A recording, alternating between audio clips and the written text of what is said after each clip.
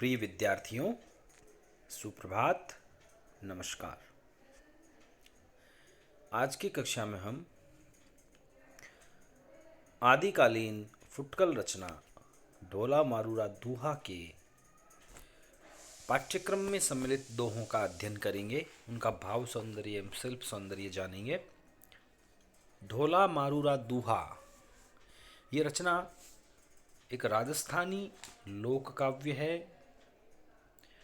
राजस्थान में अत्यंत लोकप्रिय रही है। ढोला मारूरा दूहा रचना भाव प्रधान रचना है, जिसमें जयपुर के कच्छावा वंश के राजा नल के पुत्र ढोला एवं पूगल के राजा पिंगल की पुत्री मारवणी के वियोग और संयोग श्रृंगार का, प्रेम का सुंदर चित्रण हुआ है। ढोला मारूरा दूहा रचना के रचनाकार कल्लोल कवि रहे हैं और ऐसा माना जाता है बाद में कुशललाभ नामक कवि ने इसमें कुछ चौपाइयाँ जोड़कर इस रचना का विस्तार किया।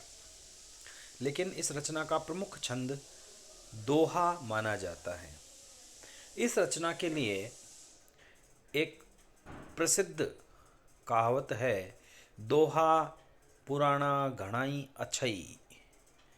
ये दोहा पुराना घणाई अछई जो बात है कि पुराने दोहे बहुत अच्छे हैं, ये भी ढोला मारूरा दूहा रचना के विषय में कही जाने वाली बात है। इसके अतिरिक्त एक बहुत प्रसिद्ध दोहा है जो ढोला मारूरा दूहा रचना के सौंदर्य को व्यक्त करता है। उस दोहे में कहा गया है, सोरठियो दूहो भलो, भली मरवंडी बात, जोबन छाई धन भड़ी, तारा छाई रात। ढोला मारूरा दूहा रचना में एक नायक और दो नायिकाएं, ढोला, मारवणी और मालवणी। देखिए, पश्चिमी राजस्थान में अकाल पड़ने पर पूगल के राजा अपने परिवार सहित, पुत्री मरवण सहित, पत्नी सहित जयपुर प्रवास कर जाते हैं। उस वक्त मरवण की आयु बहुत छोटी होती है, लगभग 1.5 वर्ष की, और ढोला जो है वो 2.5 से 3 साल का होता है। राजा नल और पूगल के राजा दोनों बाल्यावस्था में ही इनका विवाह कर देते हैं। तत्पश्चात ढोला के युवा होने पर उसकी शादी मालवणी नामक राजकुमारी से कर दी जाती है, और जब मरवण को अपने बाल विवाह का पता चलता है तो वह डाडी के माध्यम से संदेश भेजती है और अंततः अपने पति ढोला को प्राप्त करने में सफल हो जाती है। इस रचना में मर्यादावादी प्रेम का वर्णन है, स्वच्छंद प्रेम का चित्रण नहीं है, जैसा कि सूफी रचनाओं में किया गया है। चलिए हम इस रचना के कुछ दोहों के बारे में, उसके भाव सौंदर्य और शिल्प सौंदर्य के बारे में जानते हैं। आज हम इन दोहों का अध्ययन करेंगे। देखिए, ढोला मारूरा दूहा में के रचना के जो दोहे हमारे पाठ्यक्रम में हैं, उसमें यह ढोला की पत्नी मालवणी का विलाप है। जब ढोला को डाढ़ियों के माध्यम से मरवण का संदेश मिलता है तो ढोला मारवणी को प्राप्त करने के लिए घर से, महल से निकल पड़ता है। उस वक्त उसकी पत्नी मालवणी विलाप करती है, जो कि इस रचना में दूसरी नायिका है। धावऊ धावऊ है सखी, दो दावणी को लाज, साहिब महकऊ चाल्यऊ, जई कऊ राखई आज। मालवणी जब ढोला राजद्वार से निकल जाते हैं तो अपनी सखी को ढोला से रोकने के लिए कहती है। वो कहती है, धावऊ धावऊ। धावू का अर्थ है दौड़ना, कि हे सखी तुम दौड़ो दौड़ो, दो दावणी को लाज, कि तुम जाकर दावण पकड़ लो, दामन पकड़ लो, मेरे प्रियतम का दामन पकड़ो, और को लाज, और कोई उनकी लाज को यानी घोड़े की लगाम को, लाज का अर्थ लगाम है, को पकड़ लो। साहिब महाकऊ चालिवू, मेरा साहिब मेरा प्रियतम, चालिवू चल पड़ा है, पूगल के लिए चल पड़ा है। जय कऊ राखई आज, जय यदि कोई तुम में से कोई रोक सकता है, रख सकता है उसको यहाँ, तो रोक लो। राजस्थानी भाषा में हम देख रहे हैं कि धावो धावो शब्द का उपयोग 2 बार किया गया, पुनरुक्ति प्रकाश अलंकार है, और मालवणी की वेदना को, विलाप को व्यक्त किया गया है। दूसरे दोहे में देखते हैं हम कि मालवणी ढोला के प्रस्थान करने पर अपनी विरह वेदना को व्यक्त करती है, अपने मन के विलाप को प्रकट कर रही है। मालवणी कहती है, सालह चलतऊ है सखी, गऊ खे चढ़ी मई दीठ। सालह, सालह ये ढोला के लिए कहा गया शब्द है। सालह कुमार ढोला को कहा जाता है। सालहु चलंतऊ है सखी, गऊ खे चढ़ी मई दीठ, कि जब सालह कुमार मेरे प्रियतम ढोला रवाना हुए, है सखी गऊ खे चढ़ी मई दीठ, मैं महल के झरोखे में, गऊख यानी ग्वाक्स झरोखा, मैं महल के झरोखे में चढ़कर मेरे प्रियतम को प्रस्थान करते हुए देखने लगी। हियड़ऊ उहाँ ही सू गयऊ, नयन बहोड़िया नीठ। हियड़ऊ उहाँ ही सू गयऊ, मेरा जो हियड़ यानी हृदय है वो भी उनके साथ यहाँ से, वहाँ ही सू गयऊ मतलब यहाँ से चला गया है। नयन बहोड़िया नीठ, नीठ का अर्थ होता है कठिनता से।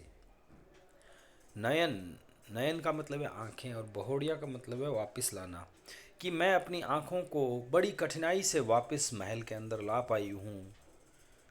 मेरी आँखें उस मार्ग को लगातार देखना चाहती थी जिस मार्ग से मेरे प्रियतम मेरा हृदय लेकर प्रस्थान कर गए हैं। अगले दोहे में जब वह अपने पति ढोला से बिछुड़ जाती है तो मालवणी कहती है, बिछुड़ता ही ई सजना, राता किया रतन, वारा विहूँ चिहू नाखियाँ, आंसू मोती व्रन।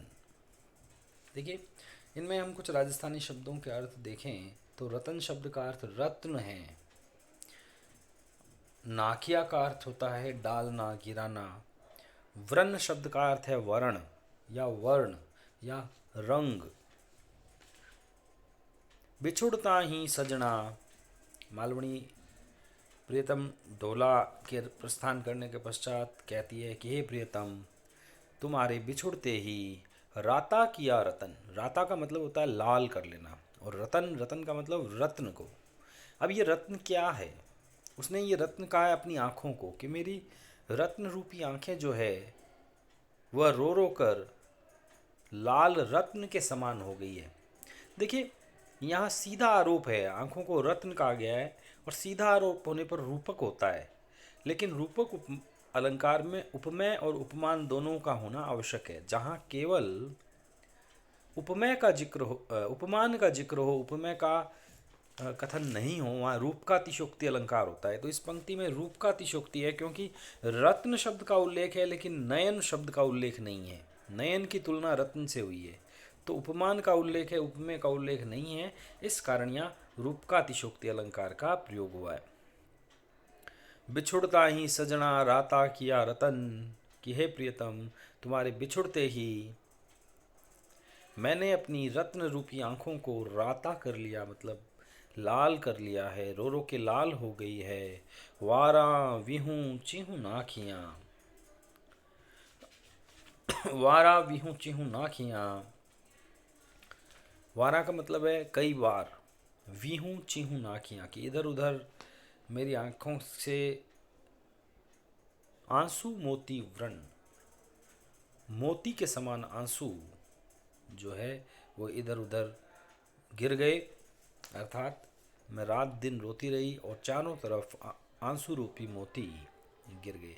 तो देखिए, आंसुओं को भी मोती कहा गया है, रूपक अलंकार है, राजस्थानी भाषा का प्रयोग है और विरह वेदना का, मालवणी की विरह वेदना का स्वाभाविक और सुंदर चित्रण किया गया है। अगले दोहे में, सजनिया बउड़ाई कई मंदिर बैठी आए, मंदिर काड़ऊ नाग ज्यूं हेलऊ दे दे खाए। वउड़ाई का मतलब है भेजना। सजनिया वउड़ाई कई, मालवणी अपनी सखी से कहती है कि प्रियतम मेरे पति सजन ढोला को भेजकर मंदिर बैठिया। या मंदिर शब्द का अर्थ है